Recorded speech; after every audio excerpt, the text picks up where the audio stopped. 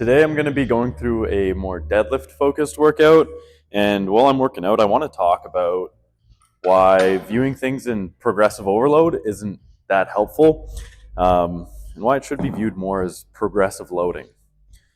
You're probably thinking, what the hell is this guy talking about? But trust me, there'll be some good tidbits in it. Let's get to it.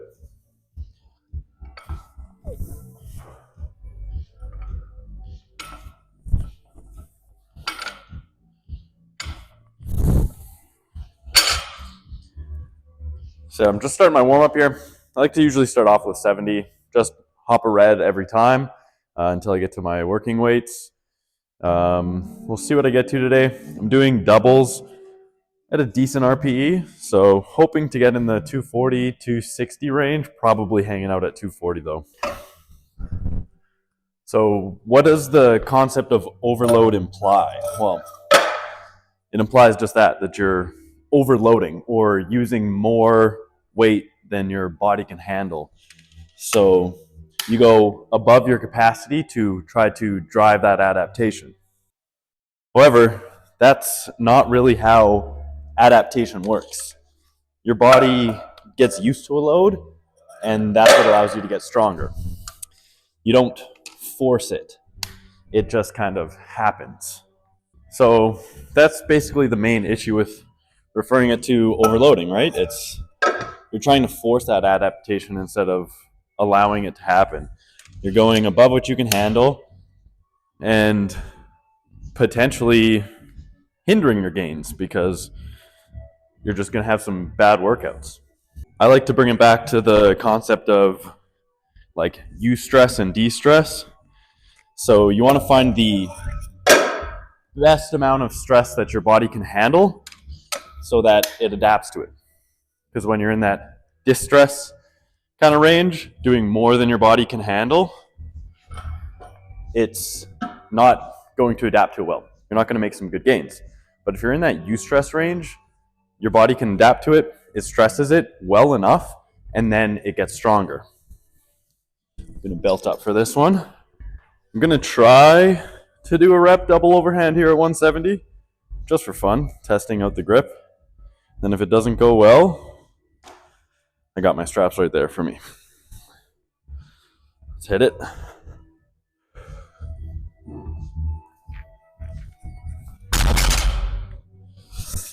Could have gotten a better grip on it.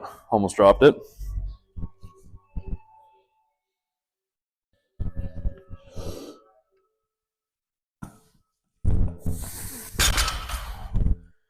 Yeah, it's flying nice today.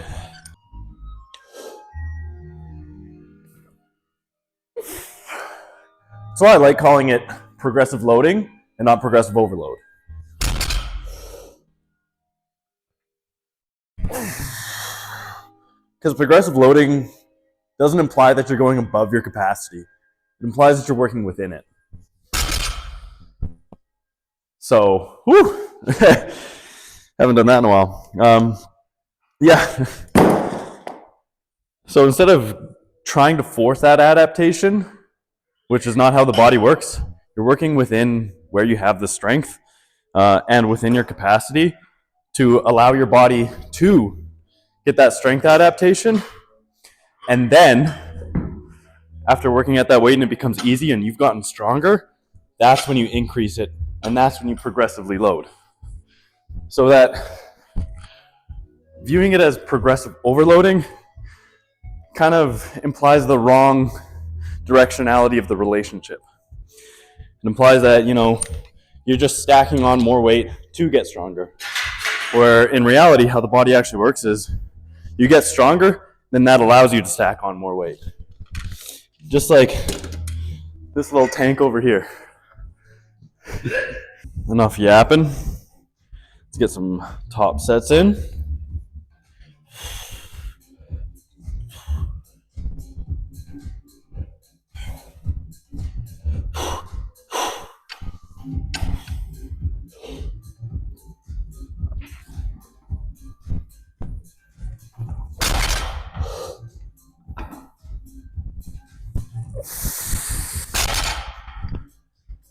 Nice. feeling better than it did last week. Okay, that 240 felt pretty good. Up to 250 for this set.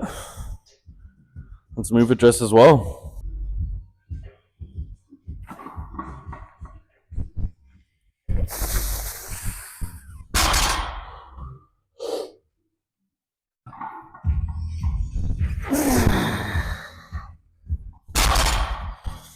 Nice.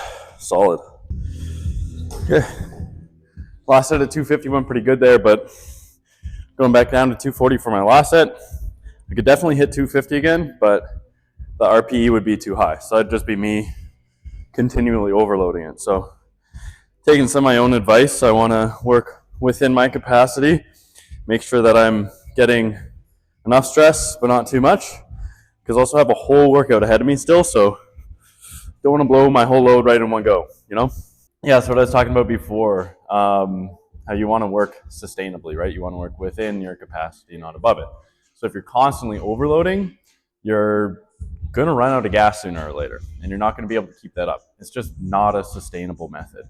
So that's another reason why I like calling it progressive loading. Kind of gets you out of this idea that you always have to be pushing harder and always have to be pushing heavier.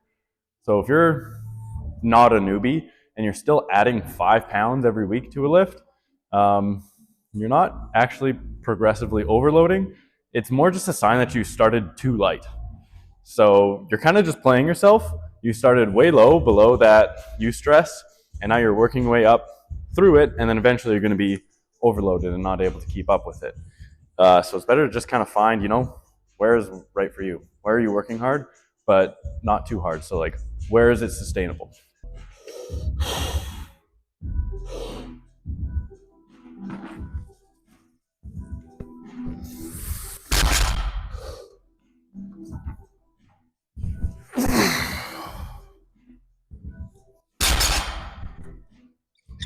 Those ones felt solid. Let's go. Easiest 240s felt in a while. When you start grunting like Bobby. Yeah. Man, straight up sounds like he's coming. Okay. Those are some solid deadlifts. Time to move on to squats.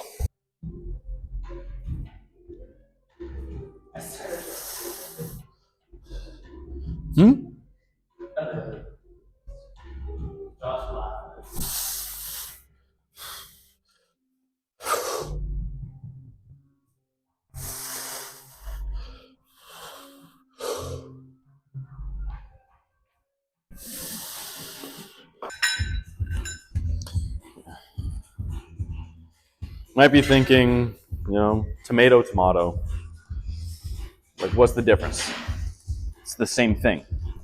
But it isn't really the same thing because, as I've stated, calling it progressive overload implies that the weight increase happens first and then the strength adaptation occurs, right? It affects the directionality. Whereas progressive loading explains how, you get that adaptation first, which increases your strength, and then that allows you to put more weight on. So concepts or semantics do matter when it affects how we apply the concept. Let's see if I can get this on nice.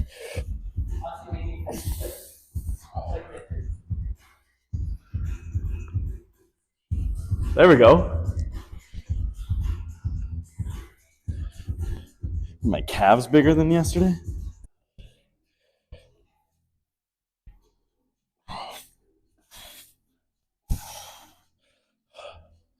Just got these knee sleeves and they are so freaking tight. Took like 2 weeks of stretching them out just to be able to barely get them on with a bunch of lube. So we'll see how long I can last in this workout with them. I'm on my second warm-up here at 120, but we'll see how long it lasts for. Thank you. these don't increase my squat by 50 kilos, they're not worth it.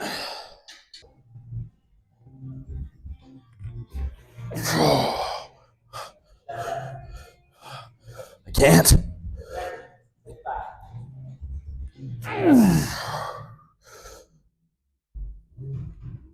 Oh, fuck. Let's see if I can hit depth with more weight.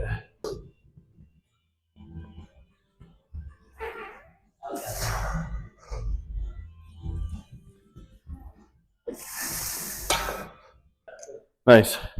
They definitely make the squat easier, but the walkout's harder because my calves are fried, so because it's like blood flow restriction. Oh, yeah. Now, I don't want you to get it wrong and think because you're not pushing that weight up all the time, it means that you don't have to work hard. That's not what progressive loading is. Progressive loading, you still have to work hard. It's just appropriately hard. So if you're going in there and each workout's easy, I mean, hopefully this workout has been a demonstration of that. I still worked hard, and I'm going to continue to work hard, but I'm going to work hard within my capacity. So I'm not just slapping on the weights until I can't move it or slapping on the weights until it's an RP 10 and I barely move it. And I go, okay, that's an awesome workout. Like overloading applies, it's appropriate hard work, not taking it easy.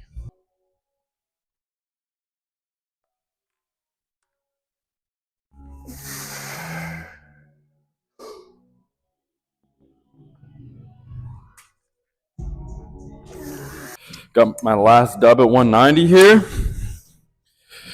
Gonna try to move this fast and solid. Let me know how fast and solid you think this was.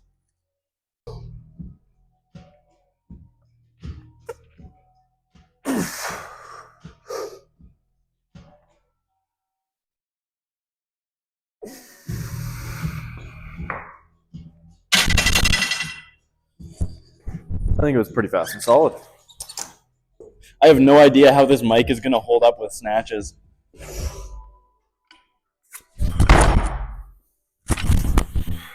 Staying on my shirt.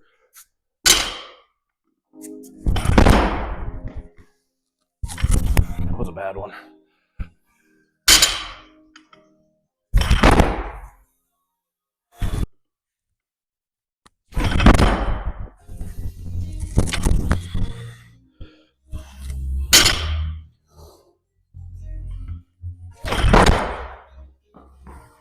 So just getting some somewhat easy power snatch doubles in here. Definitely a little tougher after doing deadlifts and squats, but Olympic lifting is not my main focus right now, so just getting the reps in to kind of stay decent with them. But getting back to the topic of progressive loading, it's similar to like learning how to play an instrument. You don't start off by just picking the hardest song you know, or every week you just play something harder. You start off, right, just by learning the notes and getting slightly better at it. Start by playing easy melodies. And as you play those easy melodies, you learn the notes better, you learn the instrument better, you learn a theory a little bit as well. And then you go on, you learn more theory, more chords, more difficult melodies once you're ready to, once you already have that skill. Same kind of idea with progressive loading, right? You gain the strength or skill, and then you increase the difficulty. But again, enough yapping. Let's get this last set of snatch doubles.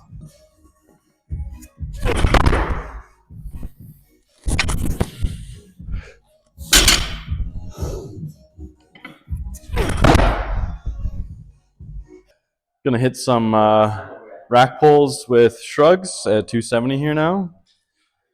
Just, you know, get a bit of healthy ego lifting in. Try to piss some people off while I get stronger.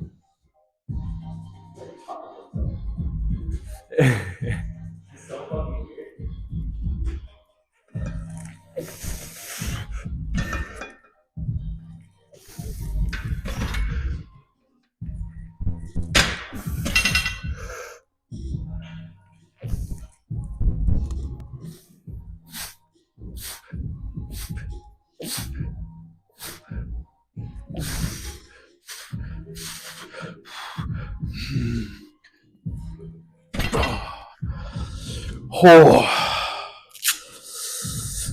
that'll actually light up your upper back. Now I got a couple patients, so gonna go see them and finish off the rest of the workout later. And we are back. So it's now been a few hours later. I've seen some patients, had some good appointments, ate some good food, and now I'm ready to finish off the workout. This exercise is a little funky. You might get some looks. It's just the bottom half, 2/3 of the deadlift. You're just going to pick it off the ground, go until you're just below your knees or just above your knees. I'm not the most consistent with it, but that doesn't matter too much. I found that this helps me get a little bit more deadlift volume without fatiguing me quite as much. And it also helps me get really comfortable off the floor. Lately, I haven't been feeling the most comfortable in my deadlift, especially off the floor. So I'm throwing these back in the rotation and seeing how they'll help me in the next about 4 weeks. And we'll see how long I can keep up with them and see if I can build them up to a little bit heavier weight. After that, jumped straight into some RDLs or stiff leg deadlifts, however you want to classify them. This is 190, and I just take these to failure. I'm only doing them with 190 today because I am trying to get a little bit more of a stretch on the hamstrings and glutes. I absolutely blasted my back hypertrophy up and strength up.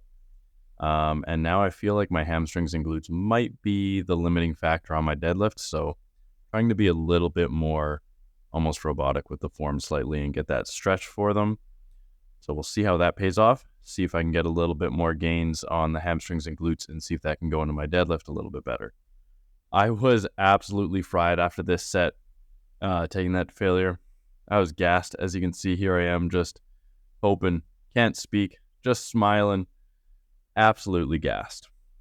And then once I caught my breath, we did the same thing with 170.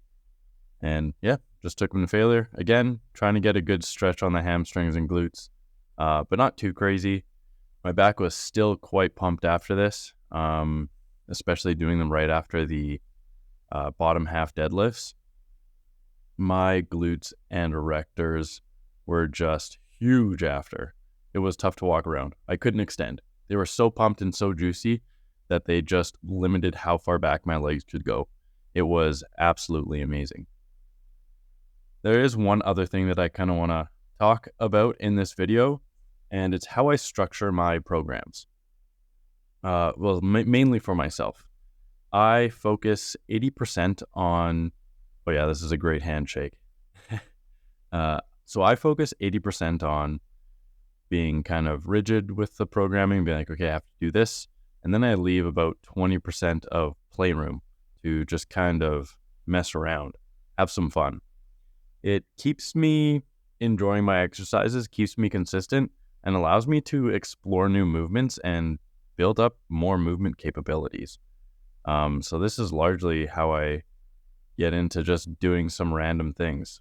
I want to try something out, go ahead and do it.